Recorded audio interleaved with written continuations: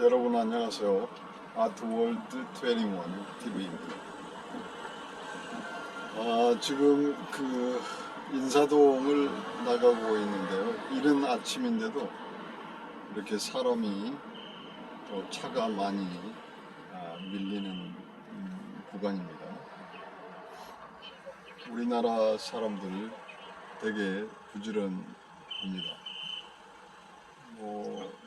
제가 어디를 출근하는 직업이 아니기 때문에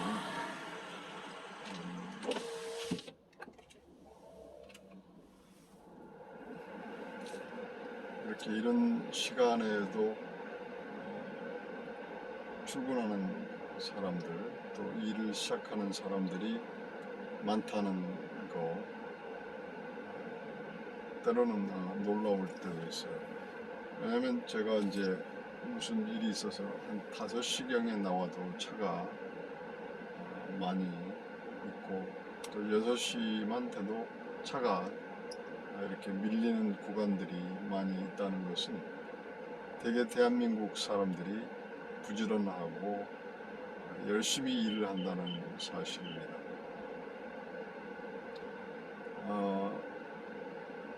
이런 다이나믹하고 액티브한 대한민국에서 예술가들은 어떻게 생활하는지, 어떻게 또 삶을 영위하고 어떻게 생계를 유지하는지 사뭇 궁금하기도 합니다. 전업 작가들은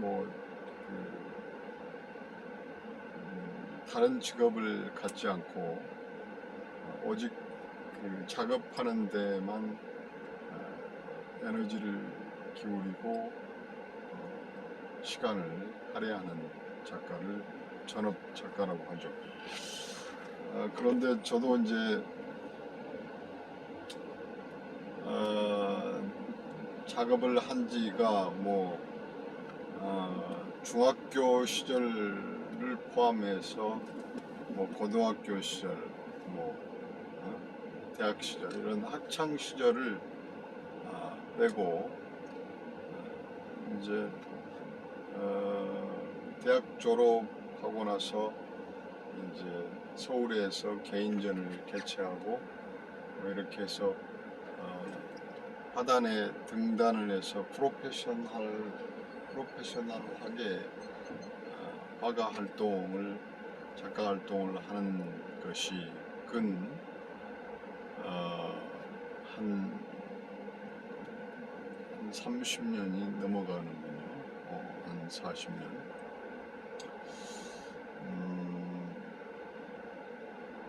그런데 어떤 전업 작가의 활동을 하기에는 대단히 재정적으로 열악하기 때문에 다른 일을 겸해서 할 수밖에 없는 상황인 것이죠. 왜냐하면 예술인도 하나의 생활인이고 또 현실을 벗어나서는 존재할 수 없는 것이잖아요. 그래서 예술만 할 수 있다면은 굉장히 좋은 경우이겠지만은 현실이 그렇게 넉넉하지만은 않습니다. 그래서 궁여지책으로 다른 일을 한다거나 또는 파트타임으로 알바를 한다거나 투잡을 한다거나 그런 경우입니다. 저 같은 경우도 투잡을 하는 경우죠. The Korea Post라는 언론 잡지사에서 부회장의 직함을 가지고 활동을 하고 있습니다만은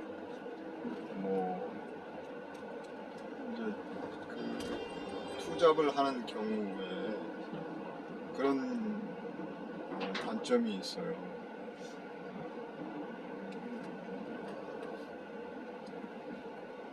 온전히 시간을 바치고 에너지를 바쳐서 일할 수 없다는 것이 하나의 단점이긴 하죠.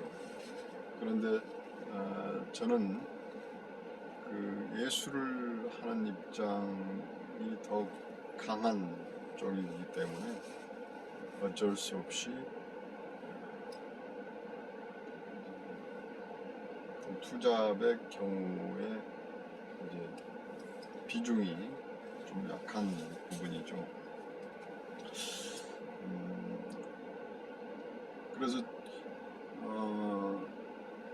제가 강주 비엔날레 때 2010년도 강주 비엔날레 때 제가 강주에서 한 1년 정도 머문 적이 있었어요. 강주 만인화 프로젝트를 하기 위해서요. 그러면서 서울과 광주를 이렇게 왔다 갔다가 했었는데 가끔은 제가 이제 광주에서도 숙소가 있었긴 했지만 이렇게 이제 새벽에 왔다 갔다 하고 그러면 뭐 씻고 이래야 되잖아요. 그래서 조금 번거로움이 있고 또 지치고 뭐 힘이 들면은 찜질방에서 사우나도 하고 이제 피로도 풀 겸해서 찜질방에 가거든요. 근데 제가 그 어느 찜질방에 가서 이렇게 이제 요정을 풀고 사우나를 하고 있는데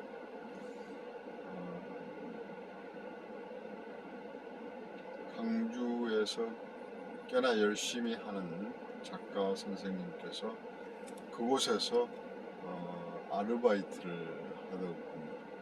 그래서 뭐 그 선생님께 조금 아는 체 하기도 그렇고 모른 체 하기도 그렇고 그런 난처한 상황이 있었습니다. 그래서 뭐 간단하게 이제 눈인사도 하고 뭐 그랬는데 이제 그분의 입장이 되어 본다면은 그분이 놀라웠을 수도 있겠다 싶더라고요. 네. 물론 그 일하는 것에서 뭐 귀천이 어디 있겠습니까만 뭐 목욕탕에서 아르바이트, 그러니까 찜질방에서 아르바이트 하는 것을 작가인 내가 이렇게 발견하게 되니까 되게 저도 민망하고 그랬던 적이 있습니다. 이렇게 제가 이 이야기를 하는 이유는 이렇게 뭐 조형예술 쪽에 작업을 하거나 또는 뭐 음악을 한다거나 연극을 한다거나 여러 가지 장르의 예술 활동을 하는 사람들이 어떤 예술이라고 하는 본업에 에너지를 쏟고 시간을 쏟아야 됨에도 불구하고 어떤 재정적 어려움 때문에 그 재정적인 어려움을 극복하기 위해서 시간을 할애하고 에너지를 낭비해 가면서 일을 해서 돈을 번다는 것이 굉장히 예술가인 본인에게도 굉장히 소비적인 것이 될 수도 있죠. 그리고 어떻게 보면 우리 사회가 예술가라고 하는 그 커다란 인재 또는 잠정적 경제적 가치를 가지고 있는 이 예술가들이 자기가 해야 될 그런 작업에 충실하지 못하고 다른 일을 할 수 있다는 것은 그 사회나 어떤 국가의 어떤 뭐랄까 어떤 그 충분한 어떤 경제적 가치가 있음에도 불구하고 어떤 손실이라고 할 수 있겠죠. 어떻게 보면 장기적인 안목에서 봤을 때 예술가들이 자기 본업에 충실하지 않고 어떤 다른 일을 한다는 것은 그 예술가의 재능이 발현됨으로써 어떤 얻어지는 뭐 여러 가지 사회적 가치나 경제적인 가치, 문화적인 가치 이런 것들을 봤을 때 굉장히 우리 사회나 또 개인에게나 또 국가적인 큰 손실이라고 저는 생각을 합니다. 왜냐하면 예술가들은 그 자체가 저는 어떤 공공성을 가지고 있다고 생각을 해요. 당장에 뭐 커다란 이득은 가져올 수 있는 그런 그 여건은 아니지만 장기적으로 봤을 때 먼 거시적인 관점에서 봤을 때는 예술가들이 사회에 미치는 그 여러 가지 영향이나 또 문화예술적인 영향으로 봤을 때 한 예술가가 사회 국가적인 어떤 가치는 대단한 것인데 어떤 경제적인 이유 때문에 이런 그 재능이나 능력이 사장돼 버릴 수 있다는 것은 굉장히 사회적, 국가적 또 작가 개인에게 예술가 개인에게 커다란 손실일 수 있습니다. 그래서 우리 그 사회, 우리 국가 또는 공무원, 위정자들이 이런 예술가들의 어떤 공공성이 확보된 이런 예술가들의 집중하지 못하는 이런 그 환경들은 굉장히 후진적인 것이라고 할 수 있습니다. 뭐 전 세계적으로 봤을 때 문화 선진국들은 문화예술을 통해서 엄청난 수익을 거둬들일 수 있습니다. 예를 들어서 프랑스의 그 루브르 박물관이랄지 뽕피두 광장에서 펼쳐지는 여러 가지 예술 활동들 이런 것들이 한 해 벌어들이는 액수가 자동차 수천 대, 수만 대 수출하는 것보다도 더 많은 돈을 벌어들이는 경제적 가치가 있잖아요. 많은 예술가들이 노력해서 어떤 쌓아놓은 그런 그 작품이 있기 때문에 그러한 것들이 가능한 것이 아니겠습니까? 만약에 제가 대통령이 된다면은 저는 그 문화예술 쪽에 교육부에서 어떤 쓰여지는 예산 내지는 국방비에 들어가는 예산에 준하는 그런 예산을 그 문화 쪽에 이렇게 투자를 할 것 같습니다. 그래야지 이 문화가 그 어떤 발전되고 문화 선진국이 되어야지만이 우리 그 대한민국이 굉장히 그 스마트하고 또 아름답고 또 많은 그 세계 국제 무대에서 선진적인 그리고 그 어떤 선도하는 그런 입장의 국가가 되지 않을까라고 생각합니다. 저는 그 예술가들의 공공성을 이야기할 때 저는 꼭 이 이야기를 합니다. 어떤 거냐면 예술인들이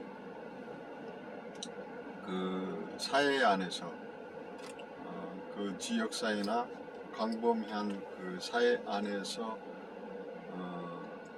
공공성을 인정받아서 뭐 어떤 정부에서 국가적인 뭐 세금이랄지 또 민간에서 주어지는 어떤 여러 가지 후원이나 혜택들이 많이 있잖아요. 그런 것들을 보면 종교인들은 뭐 굉장히 어떤 그 여유로운 삶을 살면서 종교 활동을 하고 있잖아요. 근데 제가 예술가들을 이렇게 보면은 정말이지 그 종교인 못지않은 도인이고 또 수행자고 성직자라고 저는 생각을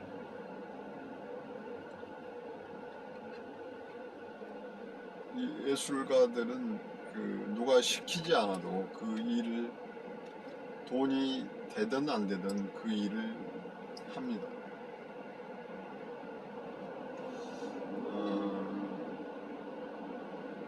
그래서 누군가에게 보여주기 위해서 또 돈을 들여서 전시를 하고 또 문화 행사를 참여하고 이런 것들을 제가 이제 바라보면서 굉장히 예술가들이 가난할 수밖에 없는 지금 구조가 되어 있다는 것에 대해서 굉장히 놀라움을 금치 못합니다. 이렇게 그 공공의 어떤 이익을 위해서 거시적으로 볼 때 공공의 이익을 위해서 어떤 자기 삶을 어떤 헌신적인 차원에서 노력하고 봉사하는 그런 그 직업군이 사회적으로 우리나라 현실에서 우리나라 사회에서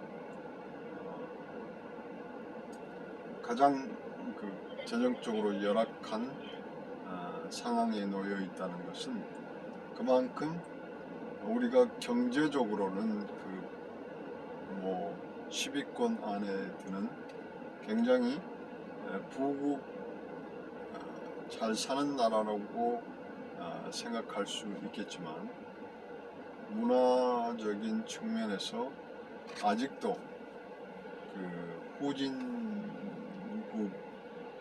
후진성을 면하지 않고 못하고 있다라는 사실을 직시할 수 있습니다. 여러분은 그 어떻게 생각하십니까? 제 이야기에 대해서. 그래서 이제 제가 지금 인사동에 있는 조용 갤러리에서 23일부터 29일 8월 2023년 8월 23일부터 29일까지 전시회를 개최하고 있습니다. 동양의 아름다움, 오리엔탈 뷰티라는 타이틀로 지금 전시를 하고 있는데, 이번 전시에 참여한 그 작가들분을 조직화해서 내년에 아랍에미레이트 두바이에서 인터내셔널 오리엔탈 아트 페어를 개최하려고 준비하는 그런 개념의 전시회를 개최하고 있습니다. 여러분들 그 많은 관심을 가져주시고 또 성원해 주시고 참여해 주시기 바랍니다. 이 전시회 중간에 토요일 날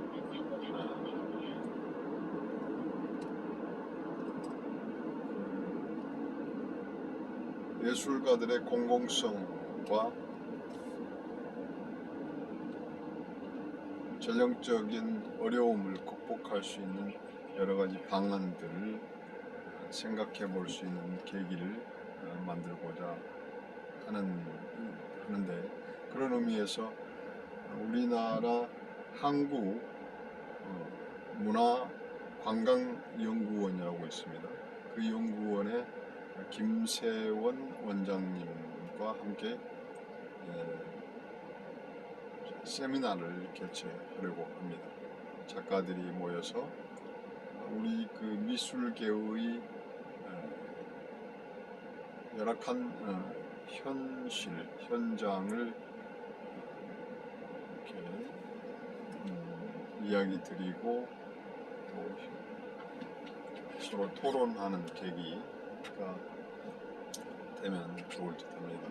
그래서 미술계 또는 더욱 확대해서 예술계가 정말 열악하다는 사실을 그 관에 계시는 분들, 정치하는 분들이나 또 공무원 분들이 알고 문화에 대한 그 아낌없는 지원과 투자를 해야 된다는 것을 보여드리면 좋겠습니다. 그래서 오늘은 제가 이제 좀 빨리 나가서 이제 갤러리 정리도 하고 그러기 위해서 지금 빨리 나가고 있습니다. 구독자 여러분, 제가 기획하고 있는 오리엔탈 아트 페어, 오리엔탈 뷰티, 동양의 아름다움 전에 관심을 가져주시고 또 관람하러 오셔서 좋은 작품들을 감상도 하시고 여력이 되신다면 작품도 한 점씩 구매를 해주시면 감사하겠습니다. 우리 대한민국의 작가분들은 참 훌륭한 작가분들이 많이 있습니다. 그분들이 천부적인 재능을 가지고 있음에도 불구하고 꽃을 피우지 못하고 사장되어버리는 그런 어떤 작가 개인의 큰 손실, 또 우리 사회의 큰 손실, 국가적인 엄청난 이 그 손실을 우리가 직시하고 깨달아야 될 것입니다. 그래서 예술가들을 지원하는 그런 성숙하고 선진화된 사회가 되기를 진심으로 바랍니다. 오늘은 제가 이제 인사동에 가는 길에 이렇게 두서없이 말씀을 드렸습니다. 네, 감사합니다.